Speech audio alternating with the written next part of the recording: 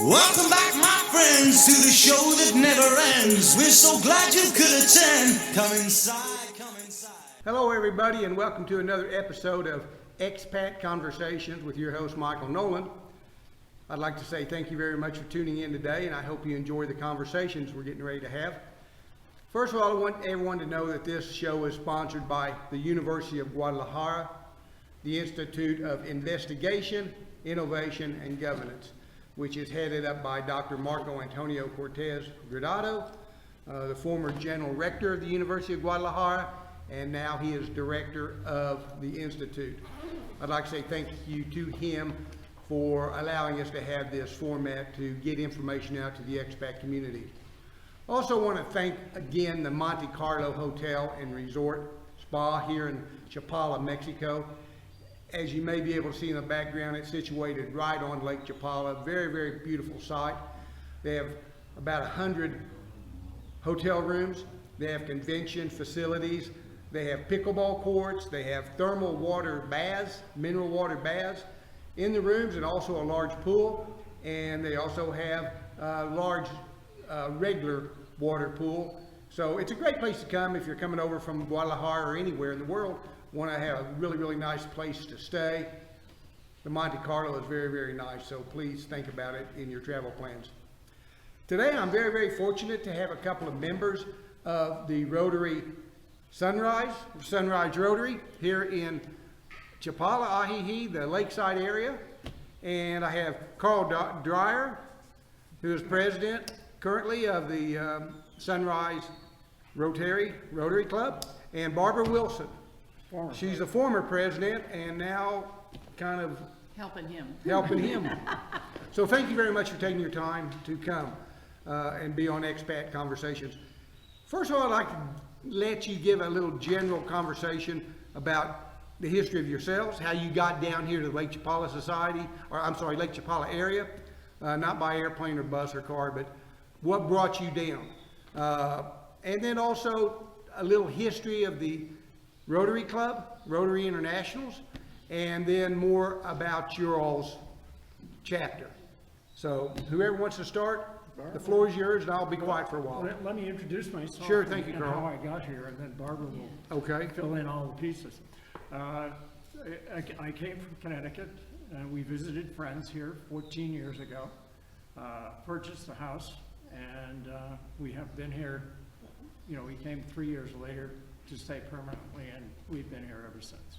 So it's the people, the Mexican people, society, the opportunities to interact with the community that have kept us here, and we just thoroughly enjoy it. And it is a bilingual community for the most part. Many people from all over the world, not Americans, Canadians, British people, but anywhere, South American people that have come. So we just enjoy the environment, the community itself, and the opportunities to help are obviously abundant too. So it keeps us busy. Barb?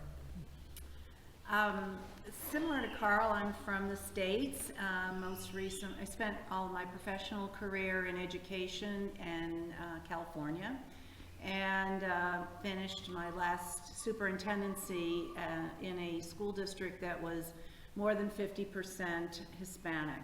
So even there I got exposed to that type of culture, and my husband and I started looking for a place to retire.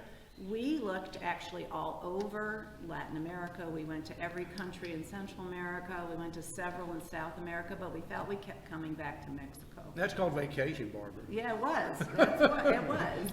So anyway, we got here, and after all that discussion and looking at places, we came here to Chapala, and 3 days later we bought a house. We knew this was it.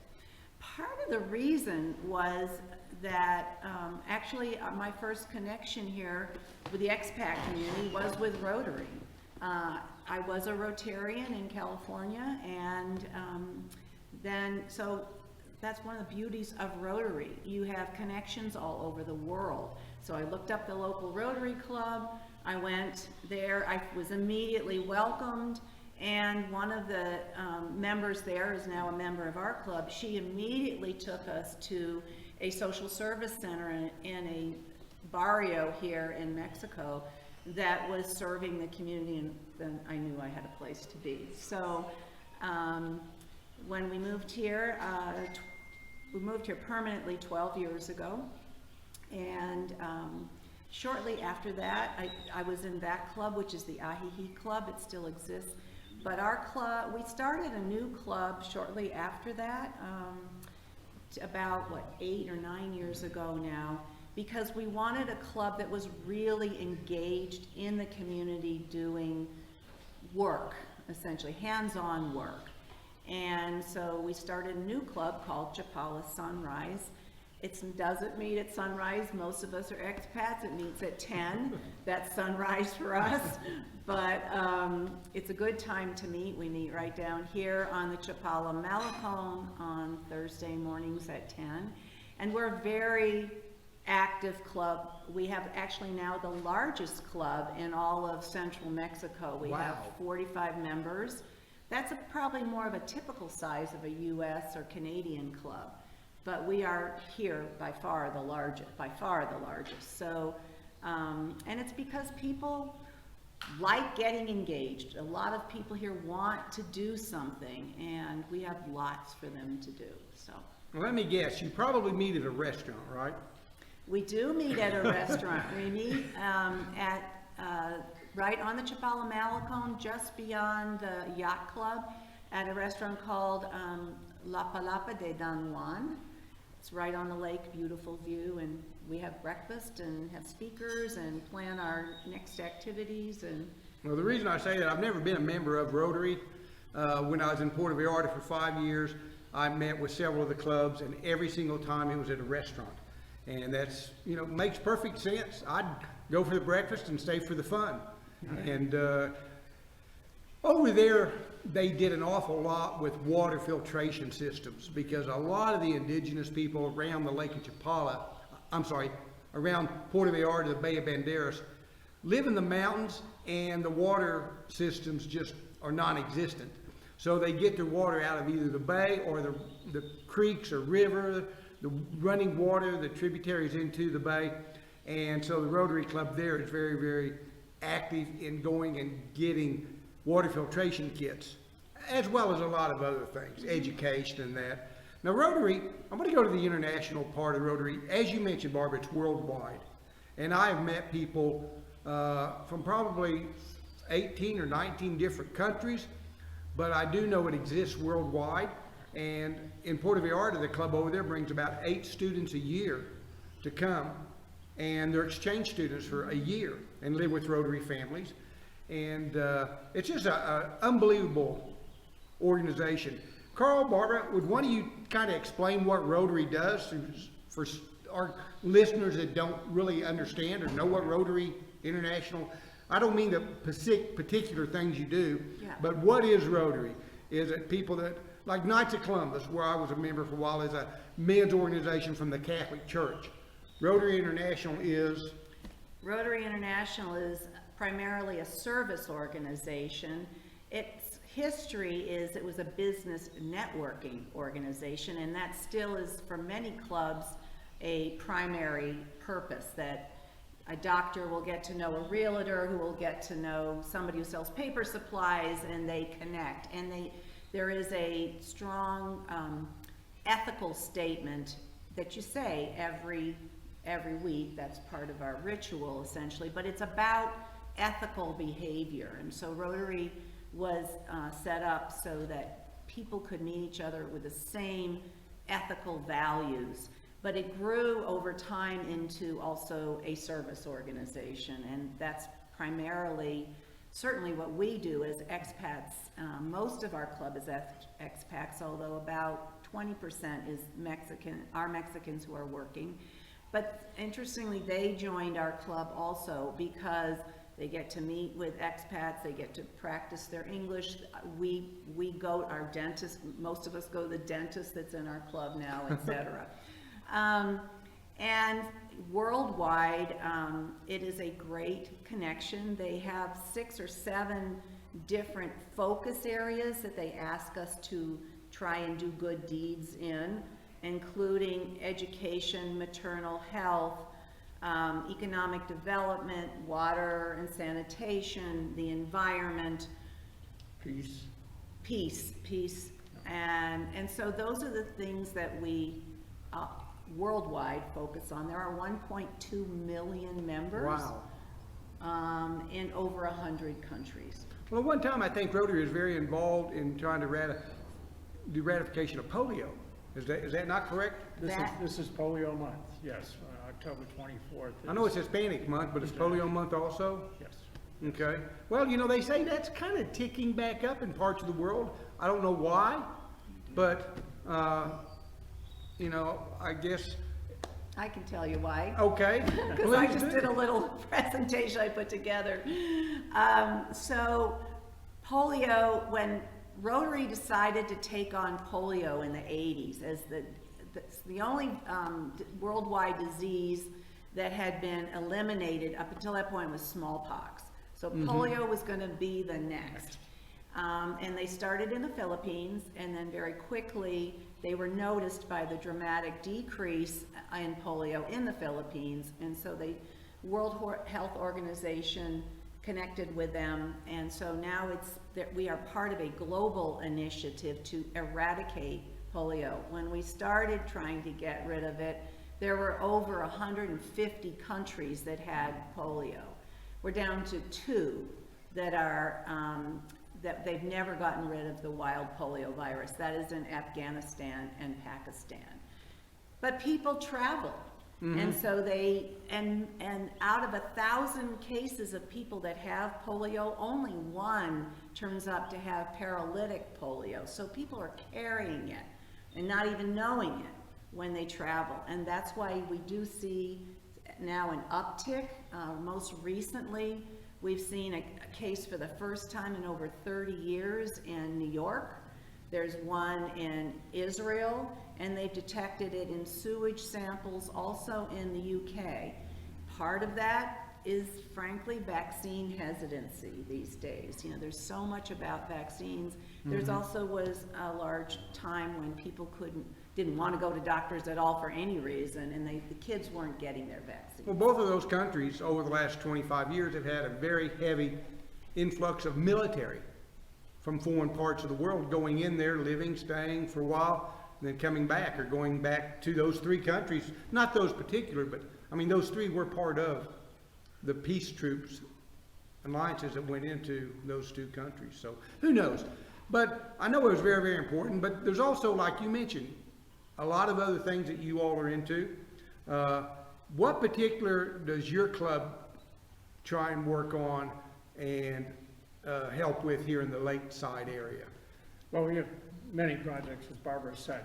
We are constantly working. We have been working with a small community just east of here called Ojo de Agua. And over the last 4 years, starting with a water project, ending finally last year with a new well. So we have fresh water that we have extended to 70 houses. It's about 350 people. And as a follow-on to that, because there's fresh water in each house, the effluent from the houses has increased, and it currently just runs out into a ditch and into Lake Chapala. So our global grant that we are developing this year is for a wetlands septic system to be installed in Ojo de Agua. And it's a model program, working with a lot of people, and it will not only eliminate odors, but diseases from mosquitoes and so forth. And this is currently runs, it's about an 800-meter span that goes from the edges of the city into the lake. And we're anxious to get this started, and we've progressed well. So we have a host sponsor in South San Francisco. Well, actually, we're the host sponsor. Our international sponsor is South San Francisco, and other Rotary clubs from Canada and the United States will participate. I know that's one thing that the clubs work together. Y'all usually have sister clubs in different parts of the world. I know that's how the exchange students came to Puerto Vallarta, is through sister clubs. And so that's fabulous that you're doing that for that community. One of the again, I like Rotary because of the connections. I talked about connecting with somebody as soon as I moved here that was a Rotarian. But you're right, these sister clubs are so important to us because, again, it's connections certainly on an economic level where they help us fund our projects. They can raise more money in the U.S. and Canada than we can locally. But also just those friendships that help us connect worldwide. So, you know, in the next couple of weeks, we're having a member of South San Francisco come, a member from Richmond, British Columbia come. In the spring, we're hosting 20 Rotarians from Lincoln, California, and that is just a terrific thing. And they fund other projects that we do, such as we're providing dental services to those that can't afford it. We have provided water filters. In fact, we've worked with Puerto Vallarta to find out what water filter systems they were using there. We're restarting a project we had before the pandemic with diabetes education, which is a huge issue here. We fund about 45 scholarships for kids to go to school because unlike America or Canada or British, the UK, public school is not free here. The government provides a building and a teacher, and everything else the kids have to pay for. Their uniforms, of course, but their books, the toilet paper, the chalk, everything needs to be paid for, and so they're charged an inscription fee every year to go to public school, and many families have to choose one kid that they can afford to go. Well, I know that over in Puerto Vallarta, there's several of the schools that don't even have eating facilities. They have a lunchroom, but they have no kitchens, and a couple of the expats over there went together and built kitchens.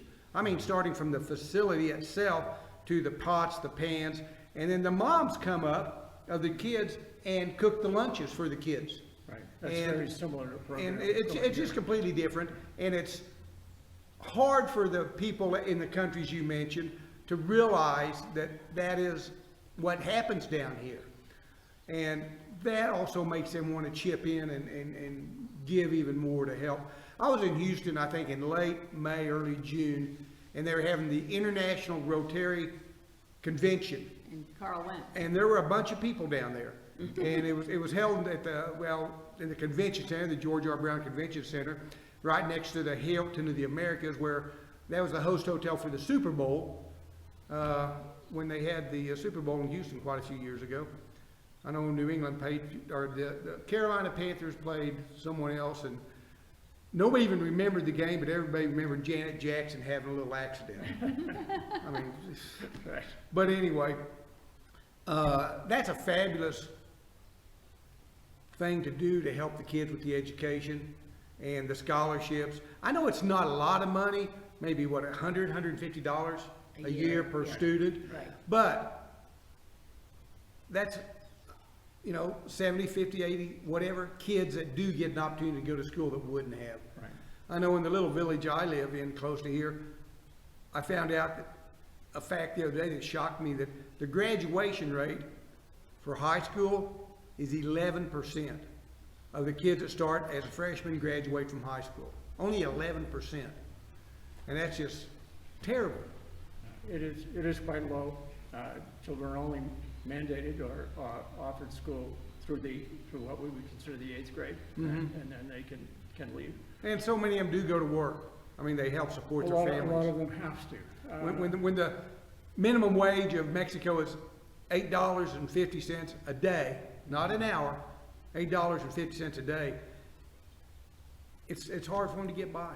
They Even with can't whole family afford working. $100, or in high school No, it's even exactly. more. Plus the uniforms and the shoes and Oh, and this, that, and high the other. school, this would be, I mean, I used to be a school superintendent, this would have been people would have been horrified. They charge for their final exams, and they charge to have them graded. So mean, I That'd can't been even great for me, because I imagine would that have in never high showed, I school. would have never showed up for this. And that's why people drop out, that's one of the A lot of people reasons. do. But we also provide computers, a laptop for the scholarship kids, the safe scholarship kids as well.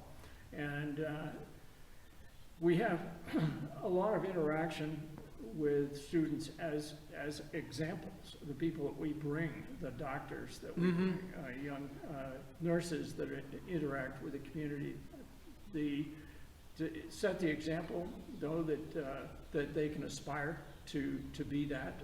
We were out in a Huichol village last February and March, and that indeed, the young lady from there who introduced us was one from the village who was going to nursing school, and she came back and is a nurse in the village. So that the other children know what they can become if they try hard enough. Well, this can kind of be an invitation. You all have the opportunity now to invite any Rotary clubs, international, that want to help with your particular club by sending funds or resources. I'm sure you'd welcome anything, correct? Oh, absolutely. Personnel and money are, the things that are dearest to us. And we have, as Barbara said, dental programs.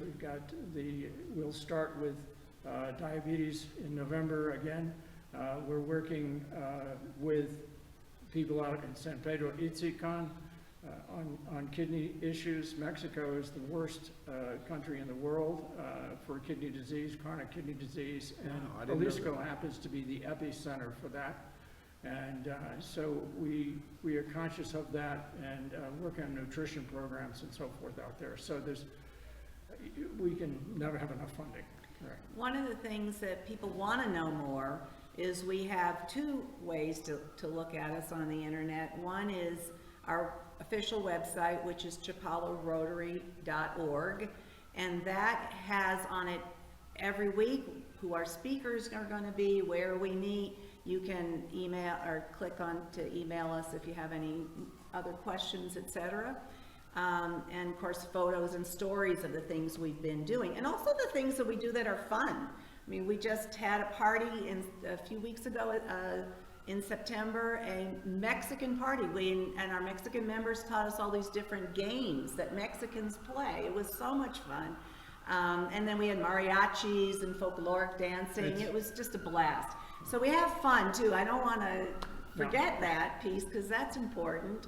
And like you said, it's a social, even though you're working on more of helping community and the lakeside area than the networking, it's still a networking opportunity. Absolutely. And there's so many expats that are snowbirds, especially in Puerto Vallarta area. I mean, it's probably worse there. There's so many more snowbirds than I think here in the lakeside area. We are primarily people that live here, but we definitely have about maybe 20% that are snowbirds. Well, I know a couple that come over here 2 or 3 months a year, 1 month, and they go back to a different home, and then they go back to Puerto Vallarta, then they go back to another home, and then they come here. And I'm sure there's a lot of that. But if you're an expat, or if you're thinking about moving down to Mexico, the Chapala Lakeside area, Barbara, Carl would love for you to contact them. Join the club when you do come down here. Bring any information or any ideas you have, and just let it grow. And everybody's welcome. I know there's a lot more expats, or a lot more Americans, Canadians, and people from the UK and other places. I've got a good friend, a Rotary in Puerto Vallarta from New Zealand. Right. So they come from all the world, but I think a lot of people are moving down here. And you were talking about how everything is camaraderie and works together and everything, and you have high moral standards and this, that, and the other. And it almost makes me think, is there a club in Washington, D.C.? Probably not. Maybe there is. There is. We actually have a speaker. It won't be around the Wall Street, or not the Wall Street, but the Capitol complex. I just wanted to add that we have chapalorotary.org, and we also, of course, have a Facebook page. Okay. So that's Chapala Sunrise Rotary. If you're into Facebook, that's another way you can find out some of the things. Will you that repeat we're that? up to. Because I think I talked over you. Give that. Okay. Facebook again? The Facebook is Chapala Sunrise Rotary. Okay. And we're a group and on there, and you can sign up and, you know, get our feed kind of thing. So, I agree with you. It's a great way to connect, have fun, contribute while you're doing that, and just enjoy being here. It really- part of something here. I mean, the weather here is incredible. I've been here 3 years, I've never felt it get really below 60, maybe 58, something like that. It never gets much above 90. They call it eternal spring. Right. And that brings a lot of expats down here. Well, So- it is, like you say, most people think of Mexico, they think of the beaches, Guadalajara, other places, and they don't hear of Ajijic or Chapala. And really, our weather is wonderful year-round. You talk about snowbirds, but we have sunbirds that come in from Georgia, Florida, Texas, in the summer, because Arizona. My it's daughter was April. here, she lives north of Phoenix, and she was here, a year or so ago, and she had visited me twice or 3 times in Puerto Vallarta. It was so hot and humid. She said this, besides having the ocean and being able to go deep sea fishing or surfing or paddle boarding or jet skiing or climbing in the mountains or the nightlife, it was still Phoenix because it was hot and humid. Right. When she came here, she said, oh my gosh, why is it so cool here? You're by a giant lake, but there's no humidity. Well, we're at 5,200 feet. Right. So we have a high altitude like Denver. It's cooler. We have mountains. We have the lake. It's just a beautiful place. Right. And there's a lot of really, really cool towns within an hour, hour and a half drive, day trips that are so fun to go to. I know there's one, I can't ever remember the name of it. It's on the other side of the lake, the south side, about 50 miles. It's at like 7,200 feet altitude. Yeah. Mazamizla. Mazamila. I can't pronounce any You of get these. to, Right. get to Mazamila, you can get But to it's nice. Tequila, you To can me, get it reminds me of Red- Yeah, Switzerland. tequila's nearby. Well, tequila, and one thing about this part of the lakeside, you can actually go over to the big autopista, which completely bypasses the city of Guadalajara, which is the second largest city in Mexico, about 6 million people. But on this side, we can bypass the entire city, take an autopista that lasts you about 12, 13 miles just to the east side of Tequila, Right. Mexico, which is actually a very, very unique Pueblo, Mexico, which is a very special town. And it's the main place where most of the distilleries for the spirit of tequila True. is made. And we have an international airport. That's 20 minutes true. away. That's true. And we're on, the airport is this side of Guadalajara, so you don't have to drive all the way through the city or anything. It's about a 15, 20-minute drive, depending on the traffic. And Well, you from know. here, it's more like half an hour. Well, I live on the other side of the I know mountain. you do. So for me, it's a lot quicker. Right. And another reason I live over, real estate's about 1/3 or 25% of the cost over here. True, true. That's one thing that has happened over the last 40, 50 years. The expats have kind of raised the real estate over here. Right. But, you It's know, still less expensive. it's a whole lot than the cheaper than States. living in California or Oh, yeah. Vancouver, Canada, or a lot of other places in the world. So that's one reason a lot of the expats are coming down. Well, I'm going to tell you one thing. tell me 2 things, please. Okay, I'll tell you two. We've got some nicknames for these people that are part-timers. So the people that come in the winter, we call snowtarians. Snowtarians, okay, that's a great name. And the people that come in the summer, like Carl talked about, we call sweatbirds. Sweatbirds. That's a little bit different than snowbirds or Right. whatever. But, Right. you know, you mentioned the different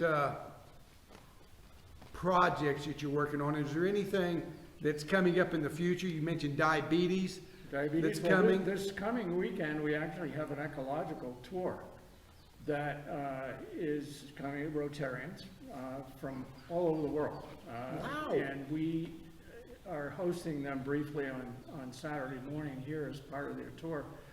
But they work with the University of Guadalajara, but they also work with the other universities around the lake. And they will be going east of here to Morelia and then they'll end up in Mexico City. But they're looking at ecological projects along the Lerma River, Rio Verde and the Santiago. So ecology has become very big. We have recently entered with another Rotary Club and purchased recycling bins that we will place on the Malacan in Chapala and the Malacan in Ajijic. And we have quite a recycling center in Ajijic. So it's ecology is probably the next big area for Rotary. Fabulous. It's really growing. Planting trees, part of this session is planting trees. So it's quite a comprehensive program. And we have, we have speakers from all over the world. We have a gentleman from Washington, D.C. who was talking about a water filtration system, a no-sludge water filtration system. And each of these are interesting projects, talking about hosting bees, a bee hotel to repollinate. Wow. So all of these things Rotary projects are involved in, and so ecology is becoming very big for us. I remember when I was a little kid, we recycled paper at our church. And they'd bring a big container up there, a big trailer every other Sunday. And it'd stay there for a week, and everybody'd bring their magazines or newspapers, whatever, and throw in there, and then they'd recycle it. Now, this was in the 50s and 60s. Well, our group won a program one time where we got to select 10 trees to plant on our property. And so they asked what kind of trees we wanted, and I said, well, let's plant redwoods. Well, that didn't go over too good. I even planted oaks or persimmons. But I thought redwoods in Oklahoma would look great. Might be 3 or 4 generations that ever got to see them get much bigger than a pine tree. But anyway, they planted oaks. We're about out of time today. I want to say thank you again for taking the time to come and explain to the expat community and anybody else that listens to this show what Rotary does. And if you're not Lakeside, if you want to be involved in Rotary International, wherever you live, I'm sure you can go on Google and the websites and find a club somewhere within 10, 15, 20 miles of you. And on the international website is rotary.org. Okay. And there's a way you say find a club, you can put it in. There are 8 clubs in Guadalajara. So wow. They're small, they tend to be 10, 15, 20, and I don't know that any are English speaking. So that's another reason some people choose to come to us, because we're English speaking primarily. But anyway, if you're fluent in Spanish, they would welcome you. And if you want to just practice Spanish and learn, it's a great way to immerse yourself if you're living in Guadalajara. Well, I know with the new age, a lot of people work at home, or they work on their computers, and they can be anywhere. They can be on their yacht in Puerto Vallarta, they can be on Lakeside here, working on computers, doing whatever they need to do. And there's a lot more people moving to Mexico. I know Mexico City, from my friends there, say there's a big influx of 30 and 40 somethings, age-wise, coming down there and living now, and I'm sure that's going to start happening here. I saw the age of people over 8 years in Puerto Vallarta drop from the 60s and 70s down to the 40s and 50s, and it's going lower. So, well, you mentioned that. We have a hybrid meeting. We have a Zoom meeting as well as when we conduct our in-person meeting. And there are Rotary clubs that are just online. wow, that's something. Well, again, thank you very much, Carl Dyer, and Barbara Wilson. I remember your name because of the Beach Boys.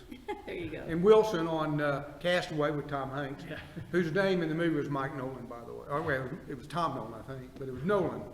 So, good connection. Anyway, no relation. I am related to Brad Pitt, though. He's from Oklahoma, from Shawnee. So, not close enough to where we talk a lot, but anyway. Anything else in closing? You got a couple minutes. Well, wheelchairs. We have 3 wheelchair programs going. We just completed one. We just furnished 20 wow. patients here in Chapala with wheelchairs. We're working with 2 other wheelchair programs that we hope will have wheelchairs here by January. And we have another Access America and Access the World, which we're going to deliver about 50 wheelchairs for children with disabilities in November, late November. First week in, I think December 3rd is Well, that's Disability Day. So there's a lot going on. That's fabulous. Well, before we leave, I want you to tell us, Barbara or Carl, when is your meeting, the Rotary Sunrise here at Lake Chapala area? And when is your meeting and where is it held one more time? Okay, well, Barbara ran through that once, but I would love to do that. Yeah, please do. It's at Palapadon 1 at the end of the Malecon, next to the Yacht Club. In Chapala. In Chapala. We meet at 10 o'clock in the morning. 10 o'clock? Thursday. Every Thursday. Every Thursday, okay. So if you're an expat and you're down here in the area, living or just visiting, here's a club you can go join that is not only a fun social place, but is fabulous for how you can give back to the community and the area that you have so much learned to love being retired down here. Carl, thank you very much, sir. Appreciate it. Nice to see you again. Nice to Barbara, talk to thank you, you, ma'am. Michael. And that wraps it up for this episode of Expat Conversations with me, Michael Nolen. And this was a really, really interesting topic. I had a lot of fun. I learned a lot of things, and I hope you did too. So thank you very much, and join us again. Happy trail.